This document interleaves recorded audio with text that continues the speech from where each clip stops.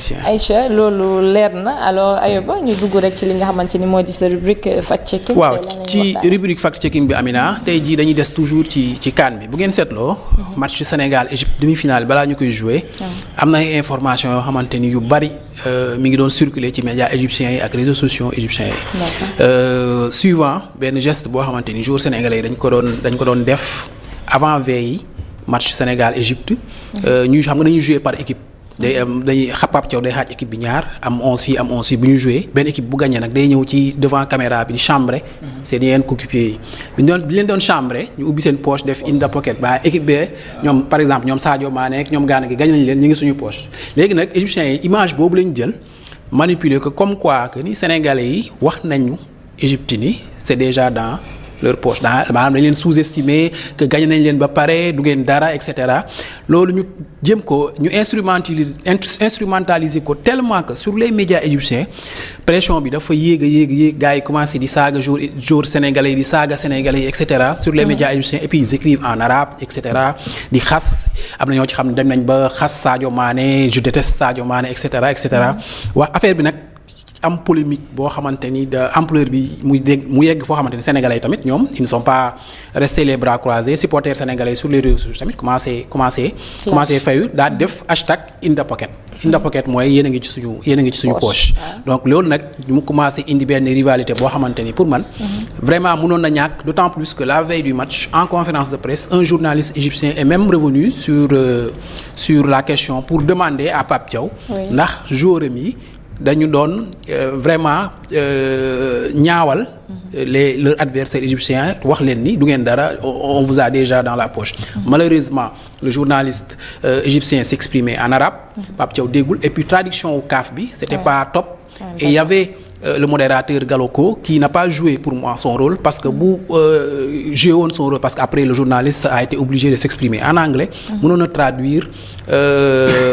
bien ce que le journaliste a demandé parce que c'était à propos de cette vidéo voilà mais il a mal traduit ce que le journaliste demandait. Pape Thiaw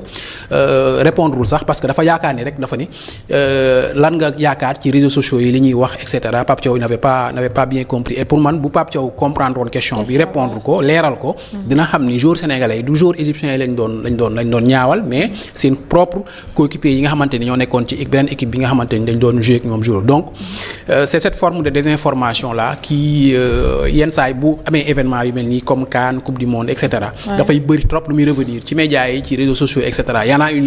a une autre mooy bi Air Sénégal waxee ni dafay wër supporter bi nga xamante ni mooy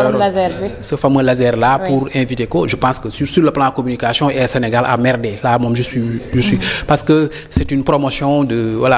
la tricherie et cetera et loolu waruñu ko def en tant que compagnie nationale boo xamante ni institution ngay représenter mais je pense que les Égyptiens dañoo jël encore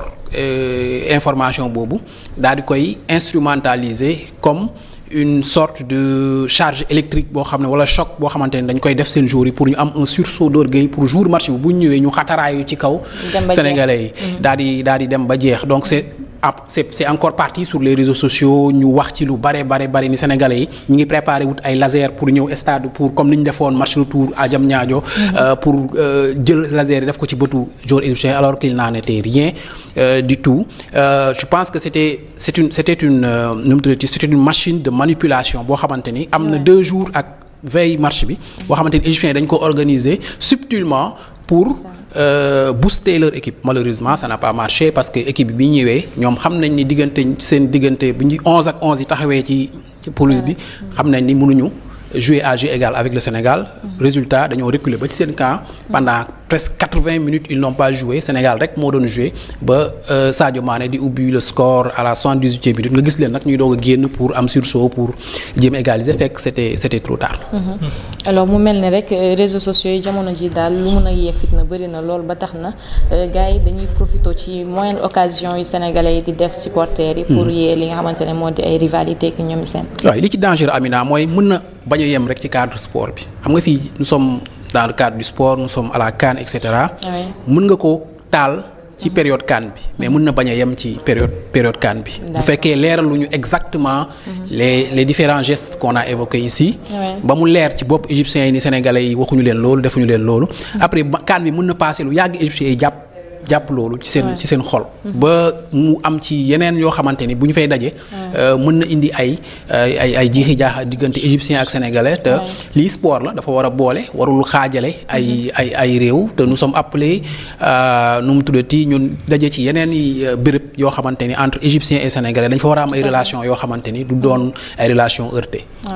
En tout cas man Ayoba je dirais pas comme Tom le coach de Mali. Nous sommes en guerre mais li bataille le football tamit bataille psychologique daf ci bokk. C'est vrai que joueurs sénégalais yi bi ñuy def geste yooyu c'était dans le cadre entraînement bi la woon mais même su jéggi woon loolu bataille psychologique man jàpp naa ne pour nga voilà xaw a déstabiliser sa adversaire mën nga utiliser des fois yenn gestes yi. joueur Ramata bi Lamine Yamal moo fi daa ko wax mais bi ma ko dumaa ba léegi wàññi na waxi léegi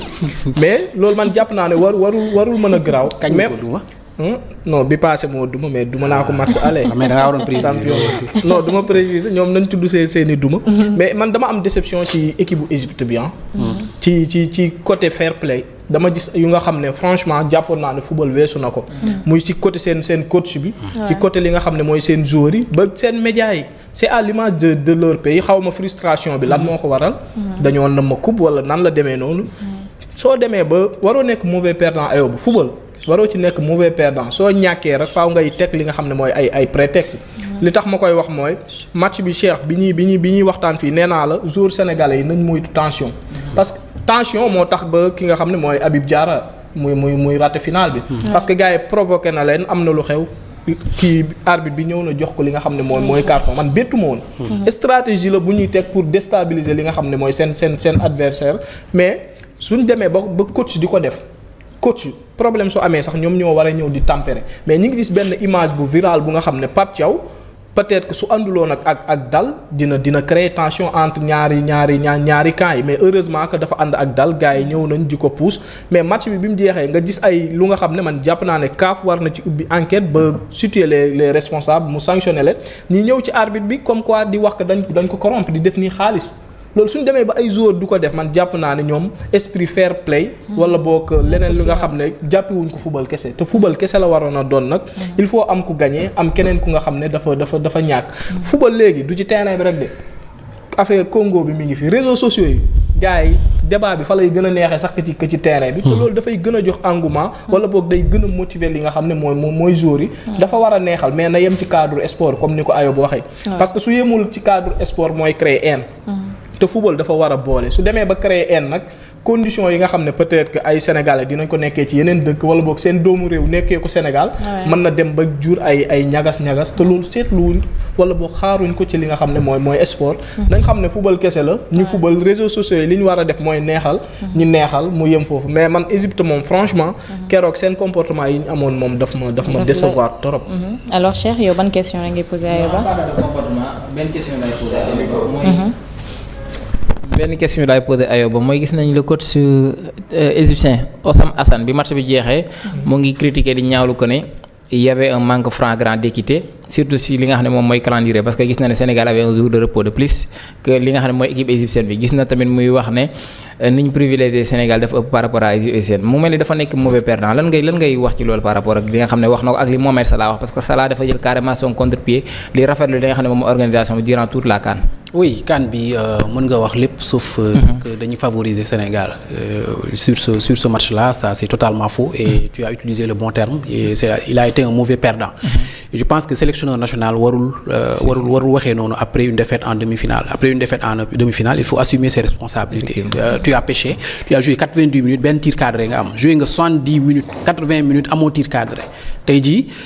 amoo benn attaque contre l'équipe du Sénégal nan nga mën a prétendre tey jii gagner équipe te yow attaqué woo ko. effectivement mënul nekk donc il faut se remettre en cause boo perdre match bu mel noonu fekkoon match bi dafa doon match boo xamante ni ça s'est joué sur des détails. ça c'est pas un match qui s'est joué sur des détails. je suis désolé c'était match boo xamante ni Sénégal daf ko dominer de la cheville à la casquette. de la première à la 90e minute Sénégal moom moo nekk di jouer ci camp Égypte di défendre l'Égypte a bien défendu. il a mis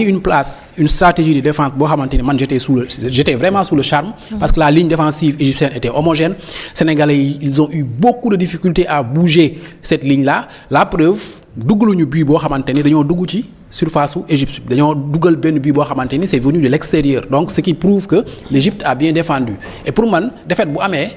il faut juste assumer ses responsabilités xam ni le Sénégal a été plus fort loolu sur le papier ñëpp xamoon nañ ko. sur le terrain ça s'est prouvé l'équipe du Sénégal a dominé amul vraiment doute. amoo occasion. benn tir cadré nga am tu l'as eu dans les arrêts des jeux nan nga mën a prétendre gagner match boobu bu ñu la gagner nga ni donc dañu favoriser équipe nationale Sénégal c'est pas une question de favoritisme CAF buy def tirage day jël ñaar ñi nga xamante ne ñoo nekk à la tête du classement FIFA mooy Maroc muy Sénégal mu def leen ay tête de chapeau Maroc c'est la première équipe africaine au classement FIFA Sénégal c'est la deuxième équipe africaine léegi bu ñuy ñëw Coupe d'Afrique CAF li muy def mooy day fexe ba ñaari équipe yooyu mu def leen ku nekk ci benn ville nga fekkee da ngay continuer di jël premier maanaam di maintenir sa rang nga des foofu pour bañ a déplacer wu loolu ñoom bu ñu bëggoon lu mel noonu dañuy jël deuxième wala ñu jël premier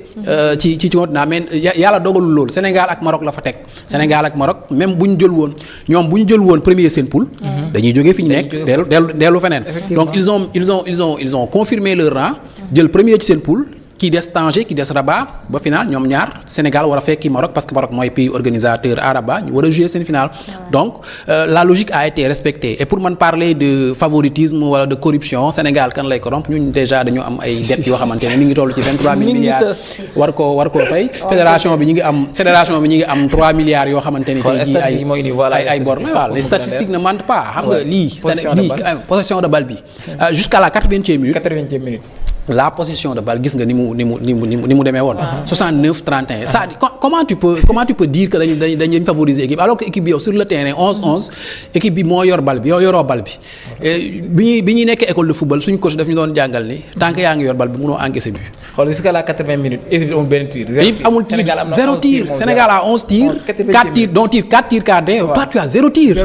comment tu peux gagner un match avec 0 tir loolu mënul nekk c'est pas possible.